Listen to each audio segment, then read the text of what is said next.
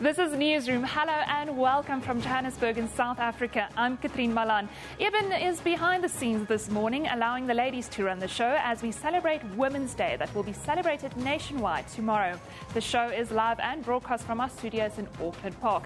We are also streaming live on YouTube with the entire show available on our YouTube channel. Now today we take a look at the second day of the Oscar Pistorius trial. We also celebrate women across the country and cross to Bloemfontein to talk about the I Am Phenomenal Women initiative. But first, let's just check in with Anine with the top stories this morning.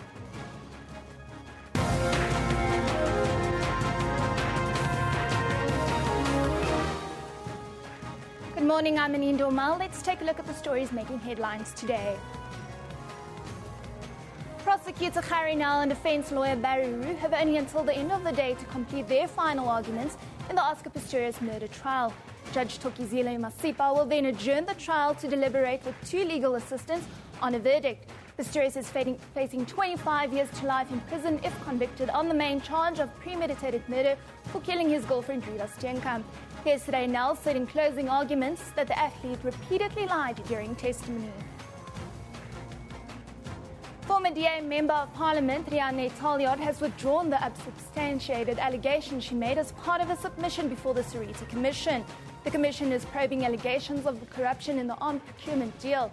It resumed next week with DA MP David Miney set to testify. States of emergency are in effect across West African nations, with the death toll from the Ebola epidemic nearing 1,000. The World Health Organization is meanwhile considering global travel restrictions to halt its spread. Some of the world's top doctors have been meeting in Geneva to try and find new ways to control the Ebola outbreak in West Africa. Later today, the World Health Organization will announce the results of their deliberations as African nations struggle with the scale of the epidemic. The scientists who discovered the virus in 1976 have called for an experimental drug being used on 2 infected Americans to also be made available for African victims. Fears are rising that the Gaza conflict could resume this morning as a temporary ceasefire entered its final stretch and Palestinians have accused Israel of stalling truce talks in Cairo.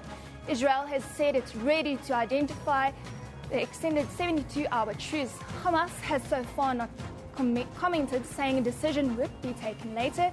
As part of the talks in Cairo, Hamas and the Palestinian Liberalization Organization have laid out a number of demands, starting with the lifting of Israel's 8-year blockade on Gaza.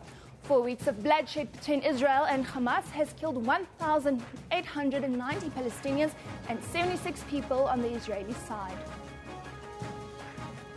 Defending Premiership champion Mamelodi Sundowns kick off the 2014-2015 season tonight when they face Maritzburg United in Pretoria. A nail-biting end to last season saw Sundowns coach Pitso Mosimane add further silverware to his already impressive resume when only 2 points separated Sundowns from the Kaizer Chiefs.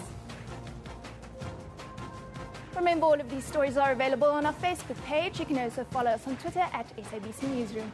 Katrien, back to you. Oh yes, thank you, Anine.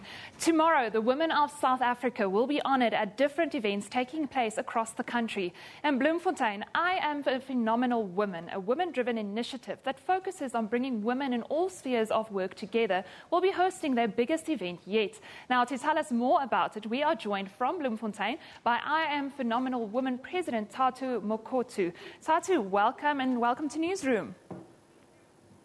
Welcome. I'm excited to be here. Tatu, I want to start off. You look fabulous today. Tell us about phenomenal woman. What defines a phenomenal woman? Phenomenal woman is a woman who's very classy, who knows what she wants and goes after what she wants. It's a woman who wants to see the positive and also influencing other people to be positive as well about life and also about achieving greater things in life. Now, Tatu, the idea behind I Am a Phenomenal Woman, when was the idea, the initiative born, and what have they done so far? In the initiative, it was actually launched this year in January 25th.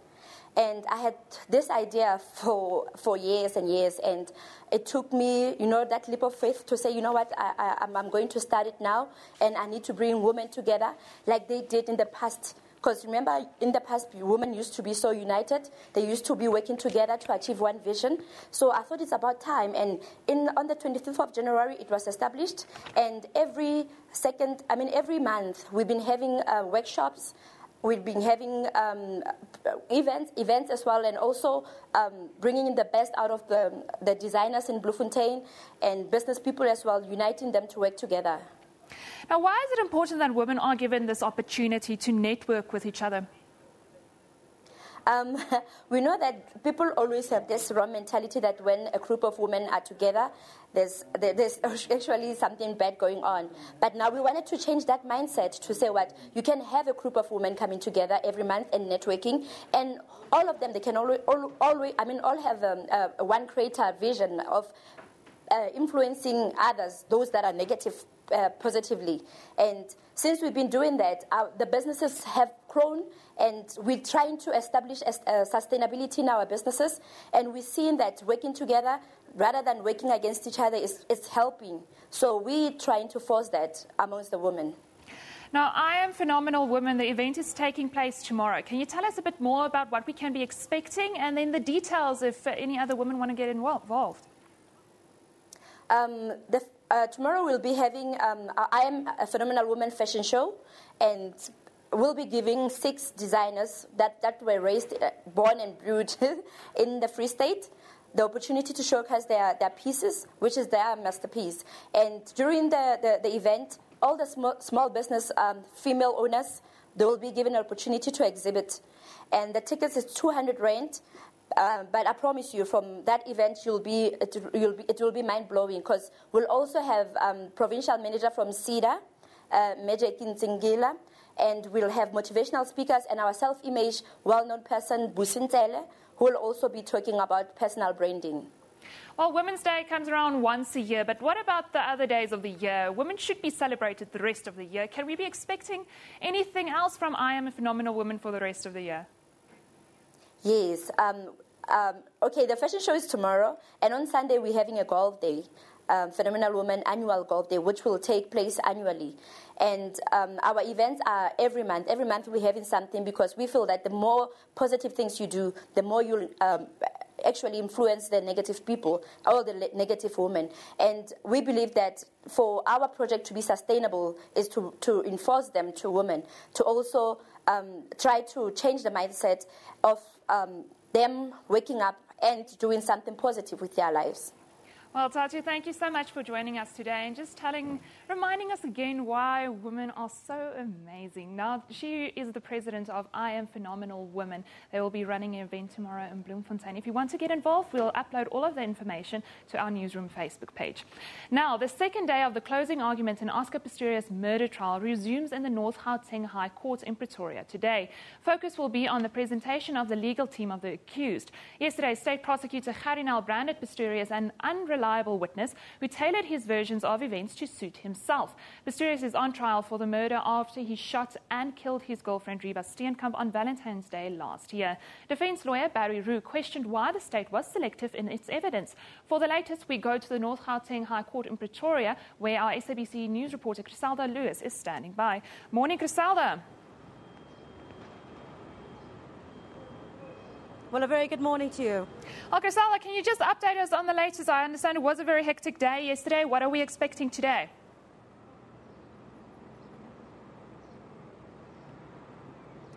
Well, Oscar Pistorius has already walked in just a few minutes ago for the last day of the closing arguments by his defense team. He walked in here, as usual, to quite a number of journalists. And here towards my left, I'm not sure if you can see that at the moment, there's just some balloons there, a few people here to come and show support for Oscar Pistorius. That white banner there reads that Oscar Pistorius continues to be that person's international hero, basically saying that they're here to support Oscar Pistorius. Certainly something that we haven't seen over the past a couple of weeks in this trial, but certainly today we're expecting the defense team to really question why the state did not call crucial witnesses, including the former investigating officer, Hilton Botha.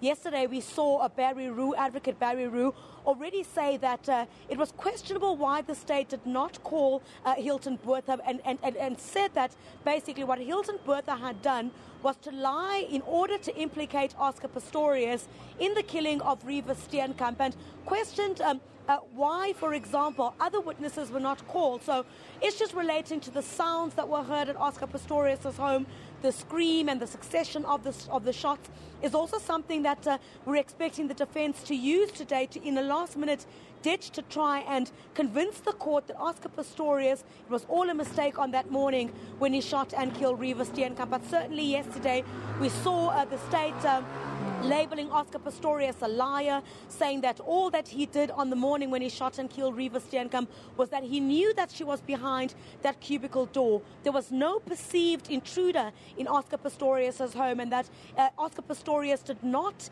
respond or did not act like somebody who loved Reeva Steenkamp. For example, when he opened the door, Oscar Pistorius says he did not scream when he saw Reeva Steenkamp lying in a pool of blood. So certainly some of the aspects that we're expecting to come out in court today in that last-minute ditch. Also yesterday, we also saw Gerrie Nel saying that Oscar Pistorius, while there may have been, the defense tried to show that 90% of the SMSs, the WhatsApp messages, which took center stage in this trial, showed that there was somewhat a loving relationship between Reeva Steenkamp and Oscar Pistorius.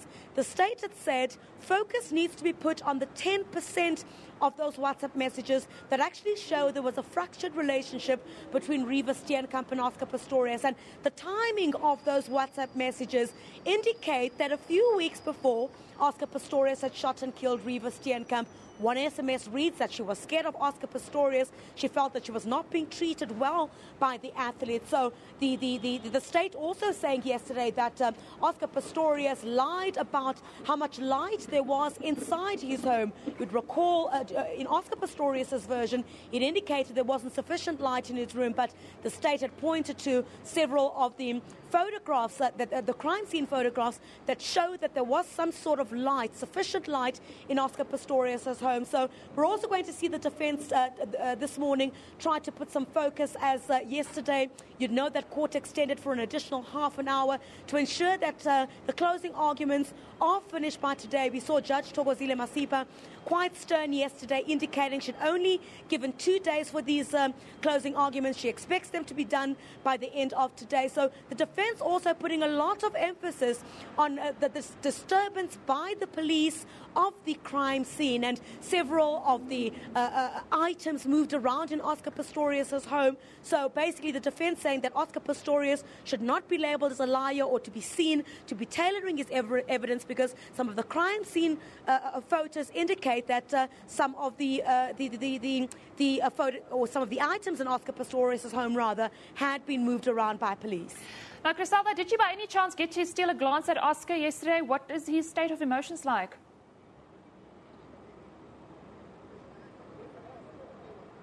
Well, Oscar Pistorius walked into court very confident yesterday. He always storms past the media, doesn't really look at anybody. But I can certainly say when Gerrie Nel began speaking about the WhatsApp messages and the relationship between Oscar Pistorius and Reeva Steenkamp, as indicated by those messages, he put his head down, he cried just a little bit, and really showed emotion during that time. And also, really tried to converse or show some affection towards his father as well, who has been an absent figure here at the North Gauteng High Court. Of course, you would know that he has not been here. That's Hank Pistorius. He has not been at this court since the beginning of the trial. So really, Oscar Pistorius' relationship with his father has previously been in the spotlight. So to see him yesterday walk outside the court with Oscar Pistorius' sister Amy and standing with some of the family members really showed an indication that he was here to support her son. Well, Griselda, thank you so much for that update. And that's the second day of final arguments in the Oscar Pistorius case at the Pretoria High Court this morning. We keep you up to date on Twitter at SABC Newsroom throughout the trial. Now, the African Union chairperson, Nkosazana Dlamini-Zuma, has meanwhile urged the international community to be more alert to the deadly Ebola virus. Dlamini-Zuma was speaking at the end of the Africa Summit held in Washington this week. Moving forward, more information should be given. Well, I think the lessons, as I say, is that we don't need to wait until there's an outbreak. We need to give the information a lot more. We need to react. The response time should be quicker. But the international community, especially WHO, should be more agile and come in quickly and assist much more vigorously. Well, let's now take a look at what's been happening on social media. Remember to send us your tweets at SABC Newsroom. We welcome your photos, your opinions. We put them up on the show. We take a look at them. We discuss them, all of that. If I can have those tweets, please.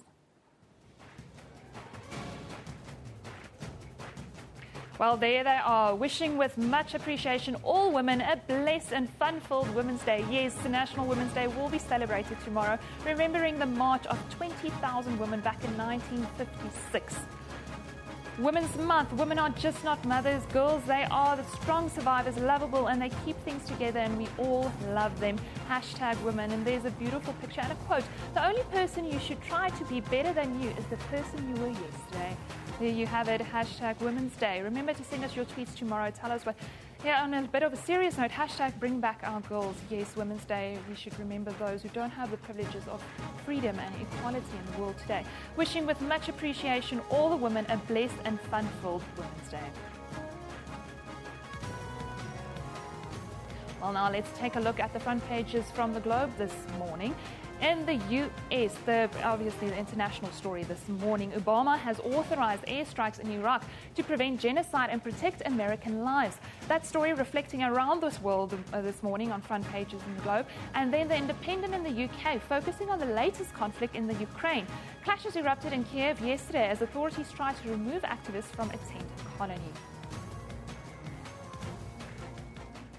Well, now today is all about remembering that historic march in 1956 to the Union buildings. Sophia Williams de Bruyn, Sophie de Bruyn, was the youngest of the 4 female leaders who courageously led 20,000 women in the march. Barely 18 at the time, Williams de Bruyn joined Lillian Ngoyi, Helen Joseph and Adelaide Tambo to mobilize thousands of women.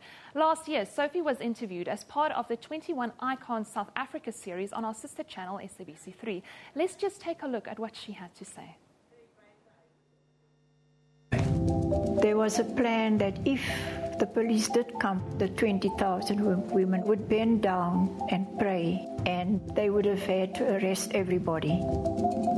They came in that disciplined manner, and then they marched gracefully up those steps of the Union building. And I felt a lump in my throat when I looked at this large army of women, dignified women, courageous women. And in my younghood, I felt so humbled to be part of such bravery.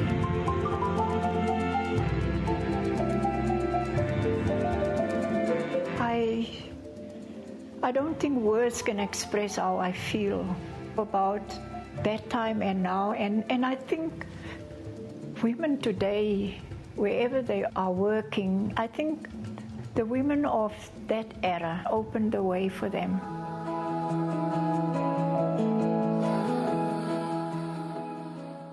Well, truly remarkable, Sophie de Bruyn, talking about that historic day in 1956 when 20,000 women marched through the Union buildings against past laws and the injustices of the apartheid system. Well, it's time now to take a break. Afterwards, we take a look at earthquakes with our weather guru, Paul Munari. This is Newsroom on SABC News.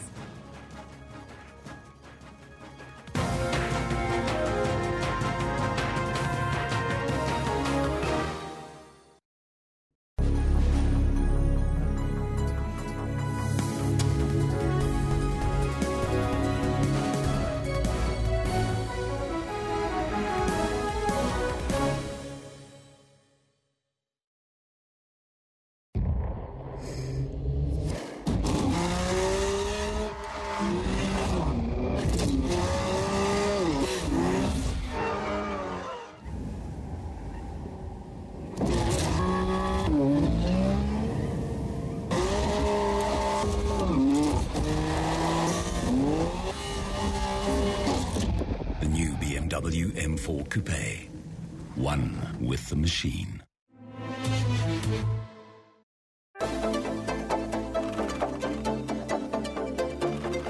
Do you hate white people? Not at all. Some of my best friends are white. But you can't be complaining about the money spent. You're benefiting. No, I'm not. You're paid. No, I'm not at all. Are you not paid? And in any event, firstly, it's none of your business. Secondly, I get paid what I'm worth, and I think I'm worth what I've been paid. Watch Question Time with me, Mpho Tsedu, Monday to Thursday at 5:30 p.m. on the SABC News Channel.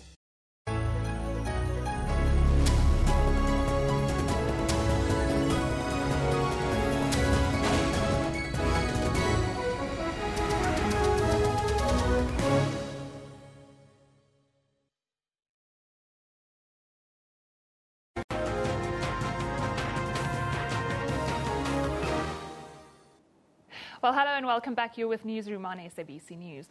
At least 400 houses were reported to have been damaged this past week due to an earthquake that shook South Africa on the 5th of this month.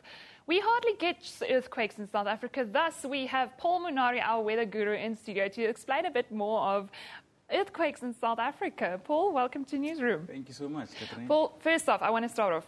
Where were you when this earthquake started? I was actually in the building. I was on the second floor, and I was busy doing some production on this week's weather events and all of that. And all of a sudden, it started shaking. So at first, I didn't take it to mind because I thought, it's maybe construction work happening.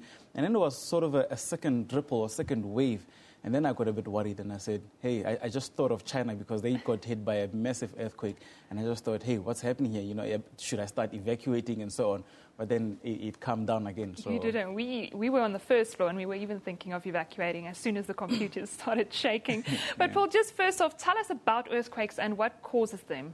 Okay, so earthquakes is all about seismology or seismic activity. And that's pretty much when plates move next to each other. So the whole planet is actually made out of cracks.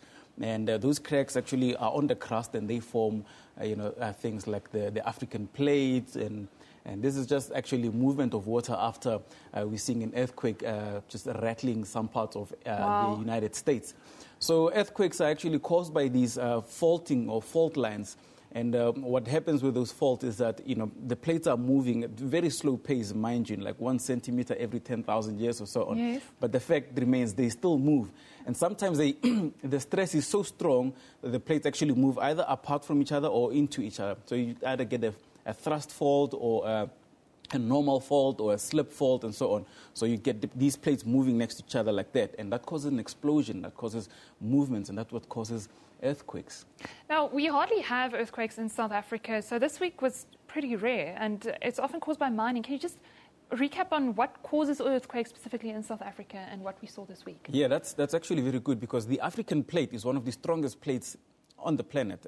It hardly breaks and it hardly moves, as rapid as what you'd find in Southeast Asia, like with the Ring of Fire just underneath Japan, where you get 5 plates colliding with each other. So the African plate is quite stable, and usually we get sort of tremors and maybe a little bit of earthquakes because of mining activity. We've got a lot of mining activity in South Africa, and that's what I actually initially thought that's what was happening, but it wasn't really. It was actually one of our plates also moving that actually caused the earthquake, because people in Mozambique and almost in Zimbabwe as well could feel the same tremor that we felt. But here in South Africa, usually, there's a lot of mining activity, so underground pitfalls or underground caving-ins, that's what causes tremors here in the country. But something of 5.5, that's a whole lot bigger than that. These earth tremors in Johannesburg specifically, we experience a lot of them, is that correct? Yeah, we have, it actually has decreased a little bit because of mining activity also decreasing, so there's quite a correlation between the two. But they have decreased, but in general, some of the tremors we don't actually feel ourselves, even though, they happen, they may be measured at 2.0 on the Richter scale and so on. There were talks that we would experience some aftershocks. Did we? I didn't feel anything, so I was wondering. Yeah, after this one, we didn't really feel any aftershocks, but that's actually what happens after an earthquake, is that the earthquake hits and, we get the first ripples or the first waves, and then we usually get hit by aftershocks. And that's what you're also seeing with tsunamis, that the earthquake hits in the sea bottom, and the massive waves come in. The second waves are following through are because of the aftershocks that are following on from the initial earthquake. Now, 400 buildings were reported to have been damaged. Are buildings constructed in a way to withstand earthquakes, especially in South Africa? Well, actually, yes. In South Africa and all across the world, they're actually implementing these new systems of buildings, especially with very high-rising towers and so on. And they are such engineered that they can actually swerve up to 1.8 meters. So you can imagine the Centec Tower as well, swerving left and right. And these there's things like base isolation. And what you're seeing on the screen there, it's not really much of a base isolation, but you see the crosses, the X's along the side of the buildings. That is actually constructed in such a way that if the building should fall down, it would fall down in an intact form. So it wouldn't just crumble and break into multiple pieces. It would actually maybe tip over on one side. So these are support systems that are actually keeping the building together in terms or in case of a shake. Now, where are we seeing buildings like this being built? This one is actually in the United States. This is a police station actually in Wellington. But there's lots of buildings in Japan that are built like that. Some of our engineering as well is starting to take over with the base isolation, where they actually start off the ground of the building or the foundation. They actually put these dampers, lead dampers that are actually flexible. So whenever a ripple comes in, the building can actually move side to side. With the wave, and it can actually avoid the building from falling apart. The only things that could be dangerous is the actual furniture inside, because that will obviously move according to where the building is moving to. And what you're seeing on the screen here is basically the examples that I explained on. This is actually a fault line. And you can see it looks like two horizontal lines there. One is up at the top and the one is at the bottom. That's from a faulting. This is actually a normal fault where two slips have actually come into... So actually it was pulled away. So one went up and then the other one went down. At some point, maybe a couple of thousand years ago, those lines were actually just not parallel to each other. They were actually on the same line. So because of the movement, one part have actually gone down and the other part have moved up. And that's what causes earthquakes. And that's where you actually find what they call the hypocenter, which is the actual center where the explosion took place. Well, Paul, thank you so much for joining us, shedding some more clarity on what we experienced this week. People were quite dramatic on Twitter, I saw, and not knowing what's going on and everything. Well, thank you, Paul. Well, let's now take a look on Twitter and what you've been saying on social media. Remember to send us your comments and your views. We love putting them up on the show, having a discussion, all of it.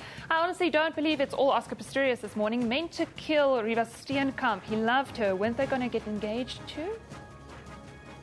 Oscar is guilty. Justice must be done. Why isn't Oscar Pistorius convicted yet? Well, we're in that process of a court, hey? Hashtag Oscar Pistorius. It was so nice to see Riva Steenkamp's dad in court today and looking at justice for Riva.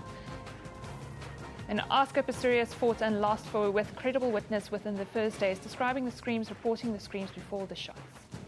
And then on that Oscar Pistorius note, I'm being told that we are live in court and we will be leaving you there. This is a Newsroom where we love it in the morning.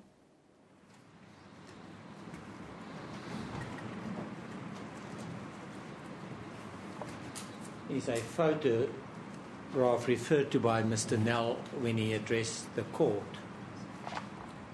to show the perfect view, or the very good view from Mrs. Stipp's bed to the accused's house, seemingly to say that she could have seen the bathroom well and would have seen the lights to be on or off. I think it's important to draw your attention to a crucial fact during a cross-examination, and that was the condition or the position of the curtain. Why did they not take a photo with the curtain in its normal position? Why was it necessary to keep it open? You will see there's a hand keeping as you look at the curtains, the left curtain open, and that was one of the unfortunate parts of Mrs. Stipp's evidence, that she repeatedly said that she was not there at the time when the photographs were taken, just only to concede later on that it was in fact her hand holding it open. And that's questions hanging there. Why not take a photograph without someone keeping the curtain open to see what the real view is. And it gains momentum.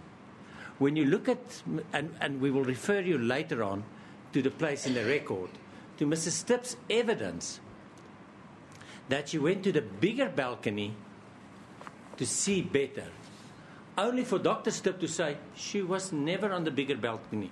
It was page 353, but we will refer you to that. He said when he was on the balcony and he entered the room again to make the calls, he met her inside the bedroom as she was on her way to the bigger balcony. And then we know the shots happened and so on, quickly out thereafter. The second photo that I made reference to yesterday deals with the photo 55 and the photo exhibit 00.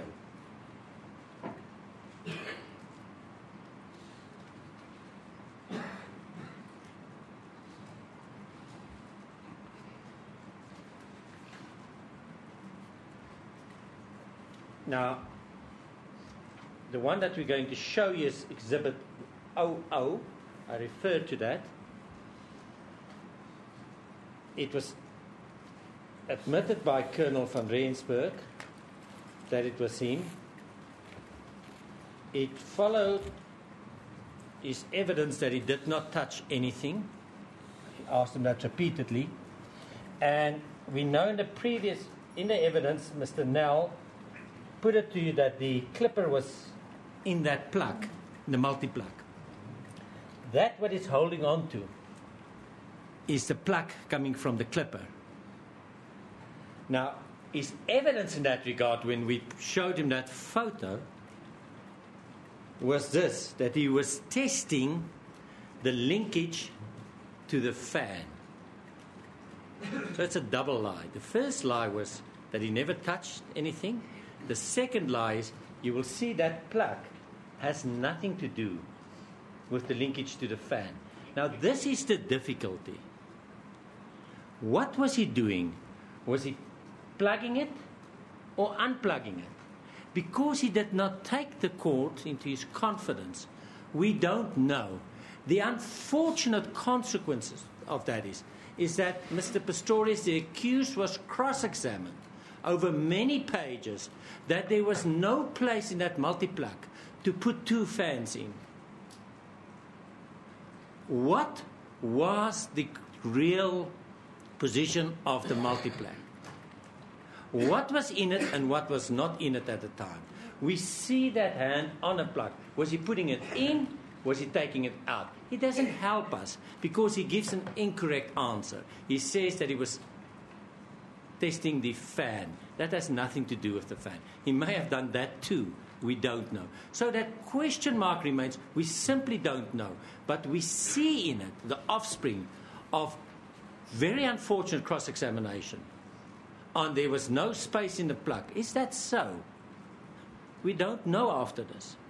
The third photo that we undertook to show you also had a long cross-examination prompting Mr. Nell to call the accused a liar. And that's still dealt with in his Baker's Dozen as well. And that is the photo 55.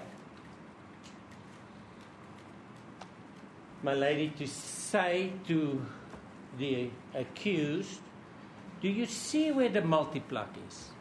He says, and I put it to you as a fact. And we'll refer to the page numbers later. I put it to you as a fact. If that plug, multi-plug, could not move, could not reach any further, your version is a lie because the fans could not have been placed in the position where the duvet was. It's not possible. He says, take it from me. It's a fact. Take it from me. A long cross-examination. You're a liar or you are lying. Now, my lady, that caused us to say, but hang on. Please give us that extension cord that we can objectively see the length of that cord and if it was possible to reach or not. That led to your order, your ruling or your order to say, well, where is it? And they say they couldn't find it, but they put it back and we don't see it on the video. That's all resolved. We'll show you one of the photos that was made available to us the day before we started on Wednesday. There's the photo, my lady. It's not in dispute. Mr. Nell gave it to us. What is patent is the position of the multiplug. You will see in the previous photo 55, you see a cover of an iPad. It was right next to that iPad. Now it's moved on. Clearly now, it's very easy to move the fans. It's very easy to position the fans. What concerns us is that that photo was in possession of the state. We could not open it. We could not open that video. It was in the possession of the state, and we think it was extremely unfair to say to the accused, take it as a fact, if that multiplug could not use, that extension cord could not extend, your version is impossible. You could not have put the fans there because it would not have reached. The state must have known about this. It can easily reach. There it is in the photo. That answers our quest. When we wanted the multiplug, it's not necessary anymore. We have the photo to show that it could reach.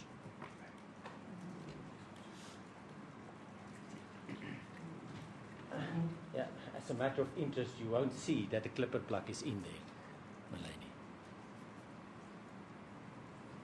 We accept that was later, but it shows there was no respect for the scene. No respect. My lady, then Mr. Nell made the submission yesterday. This conspiracy. The police would have moved the fan. The police would have moved the duvet. How would they have known? Where is this conspiracy? And I said yesterday, I submitted to you, my lady, that that's not the case. We do not say it was a conspiracy. We simply say that they must have inadvertently moved because they would not and could not have appreciated at the time the importance of the fans and the duvets. So we're not alleging a conspiracy. And that's why we took you to the evidence of Colonel van Rensburg, who had no difficulty to walk through the door that would have been blocked by the fan. No difficulty.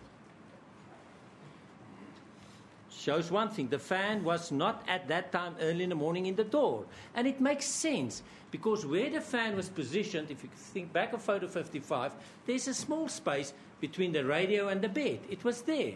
So you had to move it to get out, there, to work there, to open a duvet, to pick up the duvet to see if there's blood splatter on the carpet. They've done it. I will show you two places where they picked up a carpet, where they picked up a towel, to look for blood spatter, to look for telephones. So they did that. I'm not necessarily saying that's wrong, but what I'm saying, then don't come to court and protest an undisturbed scene and then cross-examine the accused as if that was the scene. Now, my lady, it's not only me saying that. It was not only our submission yesterday. Page 1551 of the record and 1552. The accused evidence.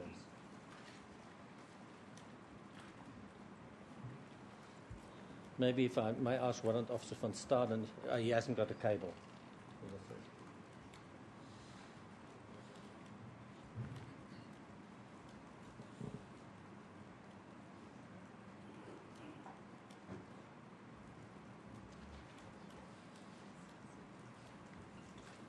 It's 1551 right at the bottom. 1551.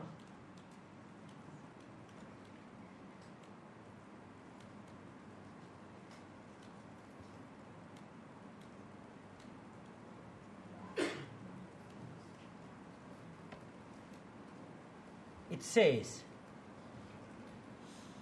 the question, so a policeman moved the fan to there, or somebody moved the fan to there, knowing that your evidence will be that the fan was in the door. That's the answer.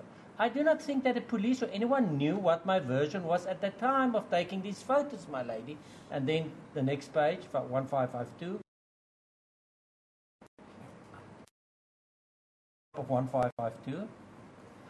Why would they move it then? My lady, they probably moved the fan so that they could spread out. If you look at other photos where they spread out to the bay, they had to move things. So at no point when they were busy with Hilton Botha's investigation until the point that I tendered my statement and during the bail, did they know my version. So I'm not saying that they deliberately moved the fan because they did not know the fan was part of where the accident happened. But the fan was moved. I did not place it there. From the accused said, but I'm not making that accusation. I'm simply saying they could not have known at the time. And that's where the difficulty came in, where the state was saying, but I'm not there to play a chess game against myself. We say, no. It's not a chess game against yourself. You call a Colonel van Rensburg to say no one else went up in that crucial time. You say he was with Botha. We challenge you all along to call Botha because we say Botha, and I'm going to show you what he did to the accused in the bail application. Botha must come and tell us what his views of the bedroom. Many challenges ignored. He was number 76 on the witness list, but he's not called. Van Staden then tried to assist Colonel van Rensburg. Says, I was the only one there. My lady, I'm going to show you his evidence, verbatim, where we pointed out and say, but who's that hand between 6 and 7 at 6:07? Colonel Motta's photographs. Yeah, I don't remember them being there.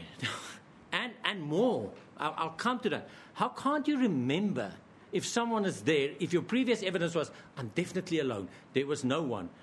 And I'm going to take you through his evidence where he sort of absolutely conceded, well, it was not the truth. In different language, but I'll show you. Yeah, I see now the photos and I understand what you say to me. Now, it is in that respect that we say, how can you say you're not supposed to play a chess game against yourself? That's not what it was all about. We refer to Sergeant Sabeta's affidavit read in court to Colonel van Rensburg. We ask him, Colonel, what is an A1 statement? He says that's generally the first man on the scene. He makes the first statement. I said to him, but Colonel, how's it possible that he tells us? He says he was there. He says that Botha subsequently arrived. He says he was upstairs. How can he speak about in his statement about the silver pistol in the bathroom and so on and so on? His answer, not, all right, accept he was there. No, it must be hearsay. It must be hearsay. And that's it. And he moved on. It cannot be. It was not only his statement.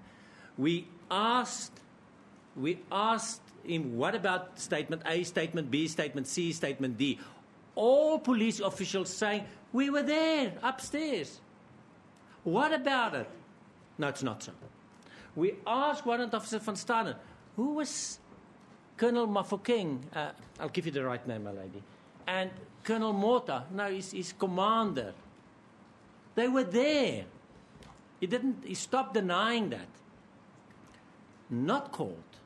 Now, if you want, as the state, if you want to claim that the scene was undisturbed, you must bear in mind that as part of circumstantial evidence and having to prove your case on that basis, you must exclude other reasonable possibilities.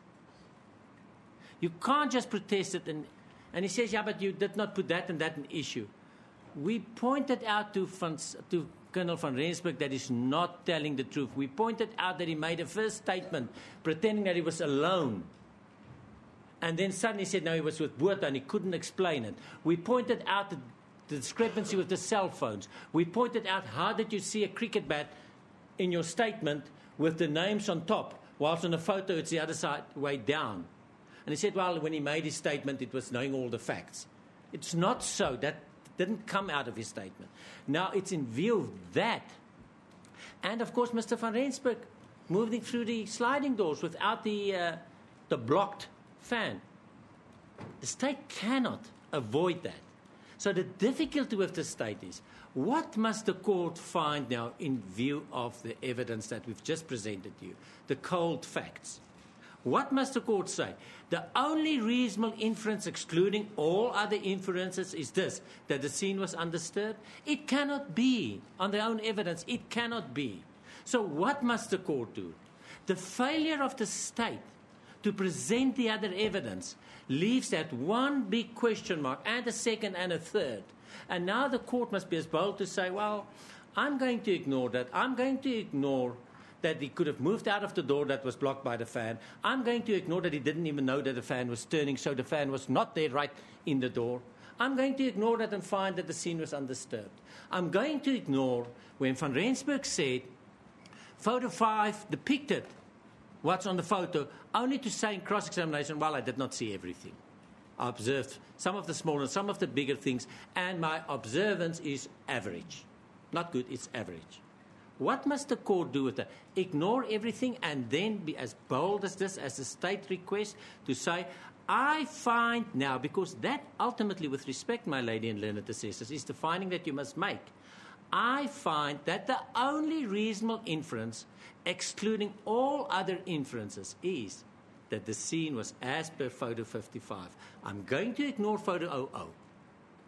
I'm going to ignore the photo with the scene stretching, the electrical cord reaching. My lady, just as a house to get the house in order, we will mark that photo as an exhibit and make it available to you. There's no dispute, it was made available by the state, just to give an official exhibit number.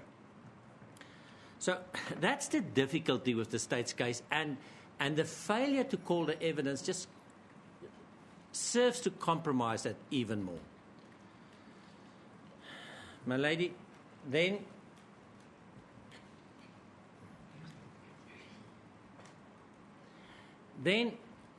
on a point of law, Mr. Nell spoke, and I'm jumping, but I will deal with that, but it's just to address some of the points made by him that I say was that were materially wrong.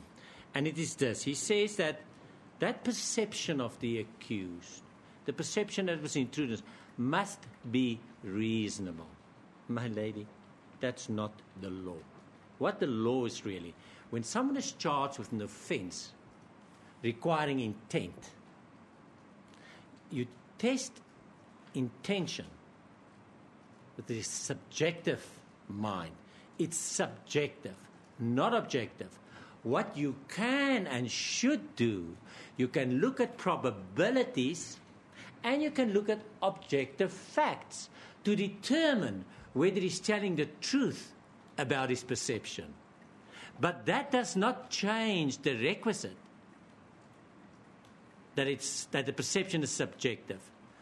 What the real effect of the law is, once you find that that was genuinely his perception, but he was negligent in the following respects, then you're in the arena of culpable homicide, and this is made quite clear by all the authoritative textbook writers. Then you move to the next step and to say, well, I'll give you the benefit of the doubt in your perception, but that's not the end of the case. That is what you subjectively thought at the time, and I accept it because that's not only what you said it immediately after the case, immediately after the incident. You told Stander within 4 minutes. You told the police. You told Carie Stander. You told Johan Stander. You told Dr. Stipp. He repeated that. He went into the bail application without seeing the docket, without hearing the evidence of the investigating officer at the bail. Before that, he filed his affidavit telling his story. So it can't be a recent fabrication. He did it then already, before being exposed to the statements, to the docket, and to any evidence. So on what basis do you say that he's lying about it? Whether he was negligent, that we will deal with. And that falls within the ambit of culpable homicide, which is a very different argument. And I may say so, I really genuinely believe that's where the trial should have started. And that's what the trial should have been about. But unfortunately, it was not. Mr. Nell spoke about Professor Durman, and he calls him a self-proclaimed expert. That's extremely unfair. He's highly, highly, highly qualified. He is the most qualified person in the country. Whatever he was saying to the court, he backed up with research, with authoritative articles, publications, on that very point. He was not saying something because he said, that's what I'm thinking. He says, what I'm saying to you is also in research. But it's more than that. Then Mr. Nell says to you, and you know, how can you depend on someone's evidence where his memory was fuzzy? He did not say his evidence was fuzzy. He says it was a bit fuzzy on the reaction to the second startle. He couldn't remember that. What was his reaction to the second startle? Because that was not as important. His evidence was not fuzzy in general. And in any event, not fuzzy, but he says, on that, I'm a bit fuzzy. He explains, he says, I just cannot remember it. I'm thinking back and blame him for not keeping notes. That I understand.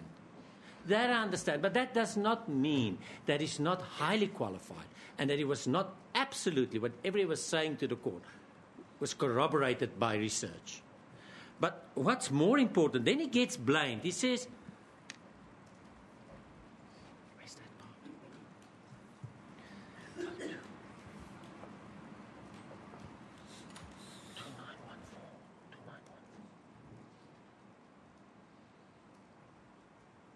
He gets blamed and says, you, come and tell us you're an expert.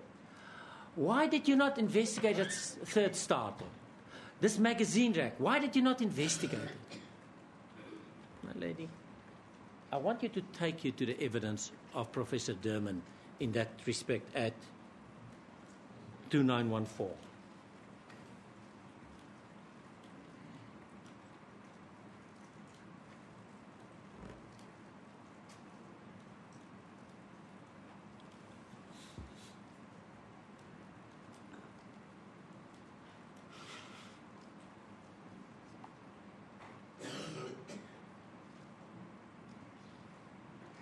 Right at the bottom, where he says, I've asked you a question. Now we get to the third startle and goes to 2195. There was a third noise, which evidently is the noise of a magazine rack. Evidently because I do not know what is it. And he carries on, and without wasting time, the other place is 2870, my lady, and 2571, if you would make a note. I don't want to waste time. But what he says there, he says, I did not investigate the sound. What must he do? Must he now go to the house, take the magazine rack and move it around? He's an expert. He says, this is the version. The accused heard this noise. It's subsequently, according to the accused, he thought it was the door opening, but it turned out that he believed it must have been the magazine rack moving. That's an inference. He says, that's what I know. What must I investigate? All I can say in my expertise, that if you have that noise in that situation, that can create, and in my view, created the startle, and I will deal with it later on. So by blaming him for not being an expert because he did not do an independent investigation into that, experts don't do that. Unless you're a ballistic expert. You go out to the scene, but psychiatrists, psychologists, medical people, they say, if this is the version, and it's for the court to accept or reject. That's what I say on the version. So how can he be blamed for not going to and doing an independent investigation? The other point made by Mr. Nelly says, look at that grouping. Look at that grouping on the door. It's a good grouping. Lady, what he should say to you, and I'm not a shot. I haven't touched a firearm for many, many, many years. But if you put me 2 meters from a door and ask me to fire 4 shots, I'm pretty sure I can get a better grouping. If you say to me, aim, and fired from 2 meters. My lady, it's from here where Miss Johnson is sitting, there. Fired 4 shots in the door. We must be careful when we look at that grouping and think that's a person 100 to 150 meters away. Then it's a brilliant grouping. But 2 meters away. Is that a good grouping for 2 meters away? That's the only thing that I want to highlight. So we must be careful not to be sidetracked by good groupings and forgetting that it was 2 meters. And whilst I'm dealing with this point, Mr. Nell kept on submitting that the accused was in the bathroom when he fired the shots, discharged. He was not. He was standing at the entrance. And Captain Mangena agreed in cross-examination. He said, yes, his position at the entrance is more consistent. He says there's a primary residue at the light switch at the entrance, and 2 of the cartridges would explain him, one in the passage and one in the entrance to the bathroom. It would, if you look at that and you look at the primary residue, the gas is expelled by discharge of the shot, and it's on the propellant, and it's on that light switch. It tells me that it's more consistent that he was in that position. So, and that goes deeper and deeper, because what does that do to Mr. Nell's submission that the accused was standing in front of the door, toilet door, talking to the deceased. Therefore, she was not scared. She was not hiding. Forget about Mr. Johnson's, Mrs. Berger's evidence of this terrified, petrified screams, blood-curdling. That cannot be reconciled with this. The accused was not standing in front door. Why, if he wanted to shoot someone in an argument, would he remain in the entrance as if he's scared of whoever was in the toilet? That's far more consistent, that he was scared, that he did not trust whoever was in the toilet. Otherwise, yes, walk into the bathroom, stand right in front of the door. That, they said at the bail application, and I'm coming to that. Buerta was quick to say that, and to say it was 1.5 meters from the door. And Captain Mangena, when I asked him, he says, I don't know where he got that from. I don't know. I asked him, I said, where did he get that from? His answer is, I really don't know. But I'll come to that, my lady. Then Mr. Nell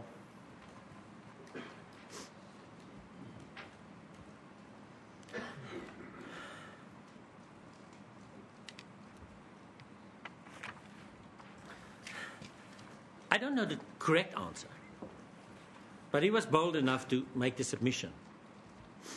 He says, on an analysis of everything, I submit to the court that he never activated the alarm. That explains for his uncertainty in his evidence. He never activated the alarm that evening. That was his submission to you yesterday. It's also in the heads. But then, when it suited him, he changed the story. He says, and don't believe that the deceased could have gone down to eat at a later stage, because then she had to deactivate the alarm. Now, was the alarm now on his case on, or was it off? When it suited him, it was off. When it suited him later to dispel a position, the possibility, then he turns it on again. It cannot be. You have to be consistent in your approach. My lady, his submission to you on the relationship, I'm not talking about what you, and I fully agree, because that's what we also say, and he says, be careful what you read in WhatsApp messages between young people and even between older people. Only we don't know how to send WhatsApps, but that's not important. My lady, he says the following to you. He says there was a 27 January, that sometimes I'm scared of you, 27 January. Then he says on 7 February, she was upset because he raised his voice, because they did not leave immediately. You know what he submitted then? He said, and that relationship, that unhappiness, did not improve. I was in an unfortunate position when I drove back to switch on the radio, and that specific clip reminded me of his evidence. It did not improve. Is that true, my lady? I just ask you, go and look at every single WhatsApp message after 7 February. You see how quickly they made up, how it was lovey again and kisses and whatever pet names. and missing you and crosses. Immediately after that, up to the fatal time. Now, on what basis did the